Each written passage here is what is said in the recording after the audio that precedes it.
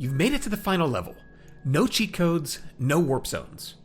By now, you've learned to avoid pointless Goombas, to let the music guide you without lulling you, and to accept that success isn't the end, and that's okay. Welcome back to an Overthinker's Guide to the hidden philosophy of the original Super Mario Bros. Episode 5, Background Noise and Going Solo. Today, we accept the actual reality of the original Mario Bros. Luigi isn't coming to save you. This finale is about radical self-reliance, the dichotomy of control, and how leveling up is less about the princess and more about the player. Welcome to World 8-4. It's dark out. Let's finish strong. Often, background is just background. Modern games mess this up, as does real life. Everything's interactive. Each tree, cloud, mountaintop, and all these NPCs we meet daily offer the promise of a side quest or hidden reward. Click it, investigate it, engage with it. Maybe you unlock validation, or at least distraction. So much distraction. More indifference in side quests just distract you from the real task. Having personally spent far too much time in Azeroth, I'll absolutely give this concept a +1. Everyone with a glowing exclamation point above their head doesn't need to be interacted with. The original Mario Bros. Had none of this.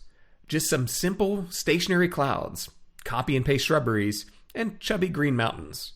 None of them matter. And there's nothing you can do with them except let them pass by as the screen inevitably and irreversibly moves to the right. We return to the Stoics and focus on one of Epictetus's babies, the dichotomy of control.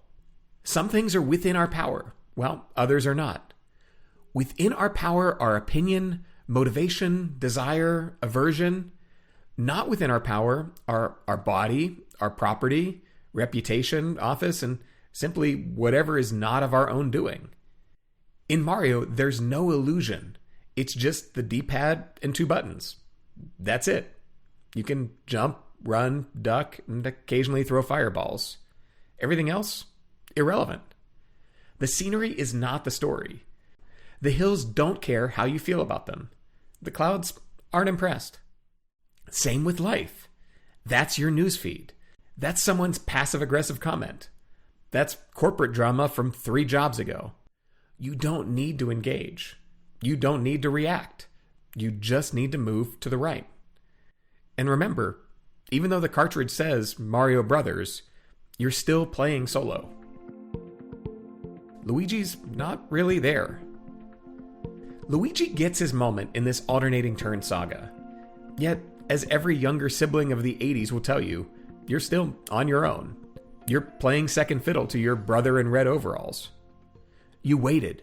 You watched. You got your turn and accidentally ran into a bullet bill. Now it's time to watch again. But when you get your moments, it's all you. Only you. Existential philosophy doesn't sugarcoat this.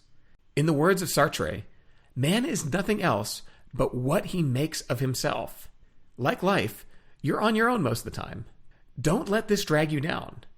Let's go back to the existentialists and allow individual responsibility to be our power-up. You choose. You act. And even if others walk beside you, no one can play the game for you. You are responsible for your life. When you reach your destination, whatever it is, pause and look back. Survey all the missteps and moments of stress that turned into satisfaction and accomplishment. That's growth. Personal growth allows future challenges to become manageable. Even if you were a Luigi, with reps and time, everything became a little easier. We learn to anticipate. We begin to see patterns. We learn to judge jumps a little better. We know the patrol patterns of the Koopas. What was once an anxiety-ridden challenge becomes a simple walk in the park. We start speed running through moments that once caused us problems and allow our skills to grow and take on new challenges. That's life's recursive nature. You might face the same dilemma, be it career doubt, self-worth, or imposter syndrome. But now with more tools, context, and experience, you're operating at a different level of difficulty or awareness. The memory of our past struggles fades, and we focus on higher level challenges. We can think several steps ahead to get us in the right spot on the screen to make the next jump a bit easier.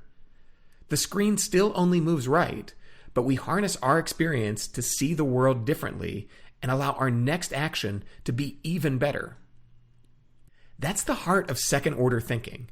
Recognizing patterns, positioning yourself better, and making superior choices, even in a chaotic world filled with pits and projectiles. The original Super Mario Bros. Was a defining aspect of my childhood. Little did I know when I unwrapped my original NES that Christmas morning almost 4 decades ago that later I'd write a 4,000 plus word treatise on a way deeper philosophical meaning than I'm sure Shigeru Miyamoto ever considered.